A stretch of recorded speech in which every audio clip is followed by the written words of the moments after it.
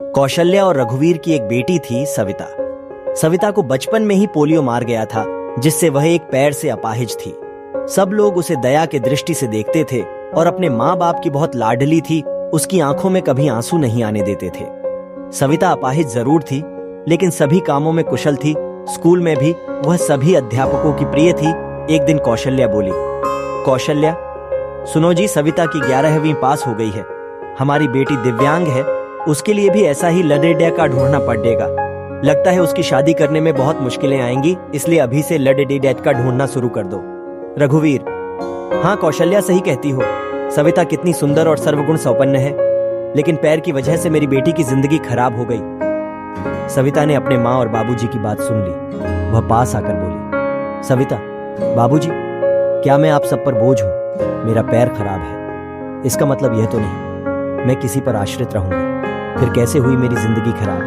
कौशल्या, मन छोटा मत कर बेटी, किसने कहा कि तू बोझ है?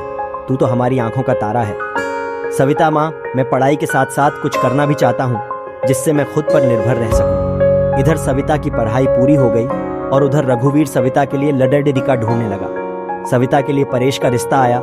परेश रसायन फैक्ट्री में काम करता था। परेश अपनी माँ रमा और अपने पिताजी मुकेश के साथ सविता को देखने उसके घर आया।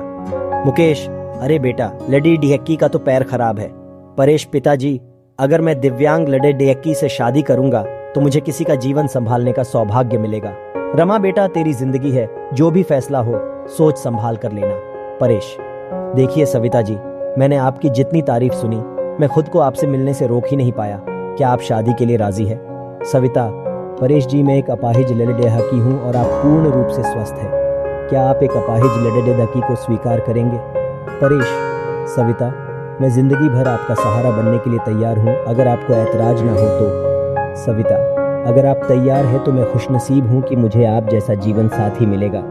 सविता और परेश की बहुत धूमधाम से शादी हुई। चारों तरफ चर्चा थी कि बड़ी भाग्यशाली है सविता, जो दिव्यांग होते हुए भी उसे इतना अच्छा पति मिला है।